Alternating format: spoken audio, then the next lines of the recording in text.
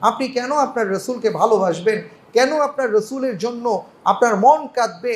কেন আপনি আপনার রসুলের জন্য আপনার ভালোবাসার সর্বোচ্চটুকু প্রদর্শন করবেন? আমার রসুল, আমাদের রসুল সাল্লাল্লাহু আলাইহি ওয়াসাল্লাম আমাদের জন্য কেমন ছিলেন, সেই পরিচয় স্বয়ং আল্লাহ তাআলা কোরআনুল কারীমের এই আয়াতে দিয়েছেন। তিনি বলেছেন, ইরশাদ হচ্ছে, লাকাদ জাআকুম রাসূলুম মিন আনফুসিকুম, যে তোমাদের মধ্য থেকে যে রাসূল তোমাদের কাছে এসেছেন, আজিজুন আলাইহি মা আনিতুম হারিস, তিনি তোমাদের ব্যাপারে প্রচণ্ড কল্যাণকামী।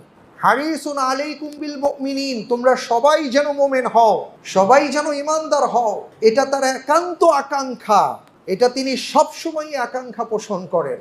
অর্থাৎ ওনার ছেলের চিন্তা ছিল না, ওনার মেয়ের চিন্তা না, ওনার পরিবার নিয়ে উনি ভাবেন নাই, উনি ওনার সংসার নিয়ে ভাবেন নাই, ওনার আপন মানুষদেরকে নিয়ে তিনি ভাবেন নাই, ভেবেছেন আমাদেরকে নিয়ে, উম্মাদেরকে নিয়ে। কিভাবে এই উম্মাহ ইমানের উপর থাকবে,